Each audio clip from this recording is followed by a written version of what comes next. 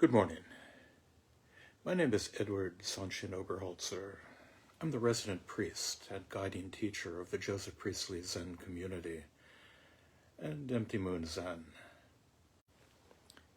Each Tuesday morning at 7:30 Eastern Time, I give what the Greater Boston Zen Center has in its wisdom designated as an encouragement talk. A boost to get you up and going on your daily rounds.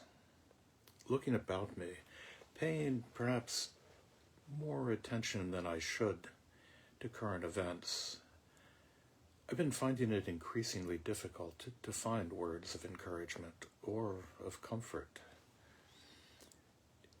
It puts me to mind of that moment in the Christmas Carol, for me, a go-to 19th century Buddhist compendium, that moment when Scrooge addresses the ghost of his late partner. "Speak comfort to me, Jacob," implored Scrooge. "I have none to give," the ghost replied. "It comes from other regions and is conveyed by other ministers to other kinds of men. I wish, with all my heart that I did not feel in my bones the truth of Jacob Marley's ghost. True for as long as I can remember, but especially lately, that truth lies cold, hard, and unmoving before my eyes, even if I would never say that any of you are modern-day Scrooges."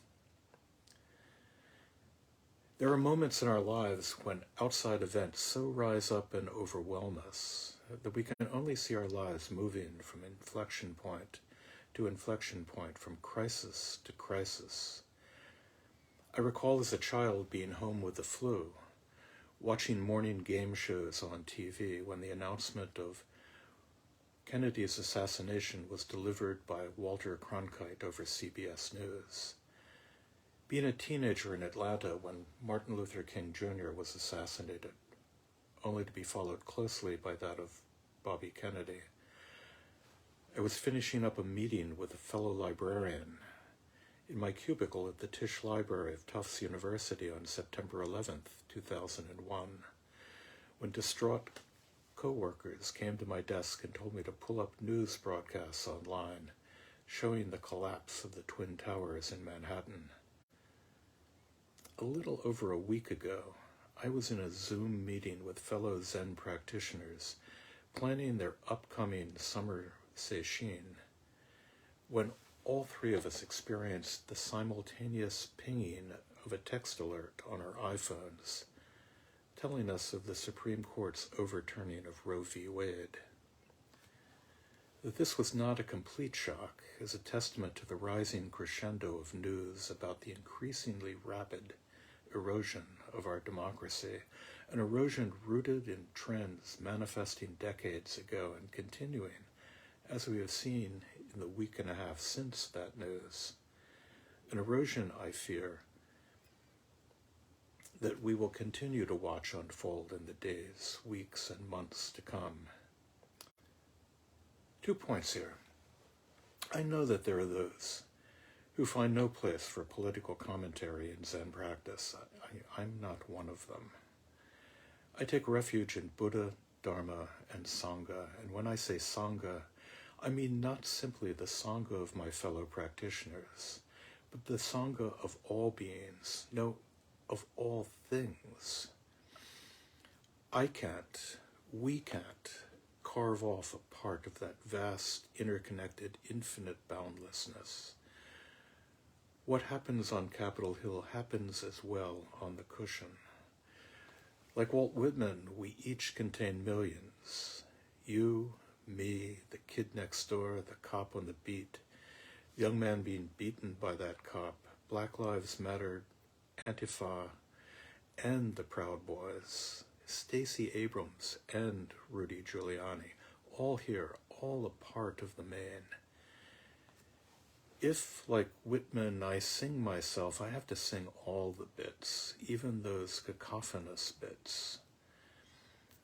And if this is not politics, if this is not the Dharma, then what is it? That brings me to my second point, to my conundrum, for my approaches feel as though they apply to true believers of the Dharma and of democracy. Preaching to the choir has its charms, but I'm still searching for how to bring it effectively to my fellow citizens who need it most, and truthfully, I'm often at a loss. When fellow practitioners come to me and ask, how do I face each morning? The news is so grim, the possibilities are so dire, our civilization appears to be coming apart. It seems the future of the earth is hanging by a thread, and the powers that have any influence on it seem blithely unconcerned, and that is an overly charitable way to put it. I know the advice I would give myself. I know what I would say to fellow travelers on the way. Where it is hot, the heat kills you. Where it is cold, the cold kills you. Must Zen always seem so dire when telling us to turn towards our fears and anguish? Our impossible vow to save all beings, even Michael Flynn, even Donald Trump. It could be a hard sell for me, how much more so for my neighbors, for your neighbors, who look at the path the earth is careening down, and consumed by their own fear of loss of status, of loss of privilege. One might well ask, what status and privilege have they ever had? They see it and perceive it as just fine. Eyes they have and see not. What am I to say to the rest of the world? What can I do about the rest of the world? I remember Mel Weitzman responding to a question about what you do about people who come and sit for a week or two and then vanish. Something we've all seen. Mel said not to concern yourself with it. As simple as that. And that's all well and good when you're talking about someone not coming back to a sitting. We have a substantially large part of the country who seem content with letting the country and the entire world fall apart, it seems. For the sake of all of those lies, political, economic, and environmental, which they're being fed each day, and this is our world, the world in which we practice, that is falling apart. The Buddha understood that we practice with these bodies that we have. One might say we practice in this earth of ours. A body needs rice gruel to see it through to the morning star. What if that morning star is obscured by clouds of smoke from a coal-fired power plant? What if that rice gruel will not suffice? As practitioners, what can we do? Someone who simply doesn't show up on the cushion tomorrow is one thing. I can understand shrugging my shoulders and turning to work with the practitioners in hand. But people actively supporting the dissolution of our community, of our world, how do we deal with that? I know I'm old. The worst is still to come, no doubt, and will come long after I've shuffled off this mortal coil, but this is not about me.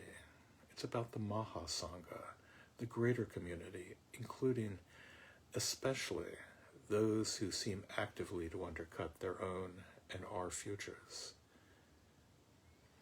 Alasdair MacIntyre, some 45 years ago, set out the example of Saint Benedict and the Benedictine order as an example of men and women of goodwill, turning inward and preserving the shards of civilization in the face of the coming Dark Ages.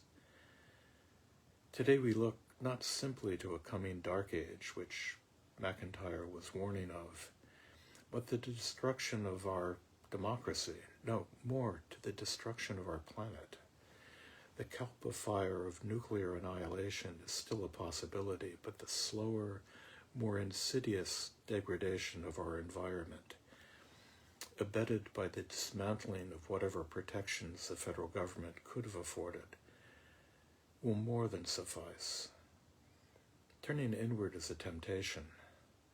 There's a certain irony in that the novelist so often lauded by the far right, Ayn Rand, wrote a bloated doorstopper of a novel based on just that premise. The people turn inward, away from what they saw as a decaying society, though try as I might, and I don't spend a great deal of time trying, I can't see the characters of Atlas Shrugged as modern neocon Benedictines. I'll never be able to change all of those hearts and minds out there. Perhaps I can change just one. Here's a story that bears retelling, especially in its original, non-Hallmark cards version, stripped of the dancing youth on the sand and the cute punchline, a story that with just a seed of hope. The story, as Lauren Isley told it, goes, one can see in the hour before dawn, on the ebb tide, electric torches bobbing like fireflies along the beach. After a storm, one can see the professional shellers hurrying along with bundles of gathered starfish, clutching bags of living shells. Following one such episode, I met the star thrower. As soon as the ebb was flowing, I rose and proceeded on my morning walk up the shore. Now and then a stooping figure moved in the gloom, or a rain squall swept past me with light pattering steps. There was a faint sense of coming light somewhere behind me in the east. Soon, the sun behind me was pressing upward at the horizon's rim, an ominous red glare amidst the tumbling blackness of the clouds. Ahead of me, over the projecting point, a gigantic rainbow of incredible perfection had spun, shimmering into existence. Somewhere towards its foot I discerned a human figure standing. He was gazing fixedly at something in the sand. Eventually he stooped and flung the object beyond the breaking surf. I labored toward him over half a mile of uncertain footing. By the time I reached him, the rainbow had receded ahead of us, but something of its color still ran hastily in many changing lights across his features. He was starting to kneel again. In a pool of sand and silt, a starfish had thrust its arms up stiffly and was holding its body away from the stifling mud. It's still alive, I ventured. Yes, he said, and with a quick yet gentle movement, he picked up the star and spun it over my head and far out into the sea. It sank in a burst of spume, and the waters roared once more. It may live, he said, if the offshore pull is strong enough. He spoke gently, and across his bronzed, worn face the light still came and went in subtly altering colors. There are not many come this far, I said, groping in a sudden embarrassment for words. Do you collect? Only like this, he said softly, gesturing towards the wreckage of the shore, and only for the living. He stooped again, oblivious of my curiosity, and skipped another star neatly across the water. The stars, he said, throw well. One can help them. He looked full at me with a faint question kindling in his eyes, which seemed to take on the far depths of the sea. I do not collect, I said uncomfortably, the wind beating at my garments, neither the living nor the dead. I gave it up long ago. Death is the only successful collector. I nodded and walked away, leaving him there, upon the dune, with the great rainbow ranging up the sky behind him. I'll leave the punchline to the Talmud, which put it so much better than I could. If you save one life, you save the whole world. Feng Shui said, if you raise a speck of dust, the nation flourishes. If you don't raise a speck of dust, the nation perishes. A different perishing, but you get the picture. Now perhaps, just perhaps, this is a way forward. One step, one heart, one starfish, one speck of dust, one neighbor down the street, one at a time, one foot in front of the other, one word of encouragement in a bleak landscape. Thank you.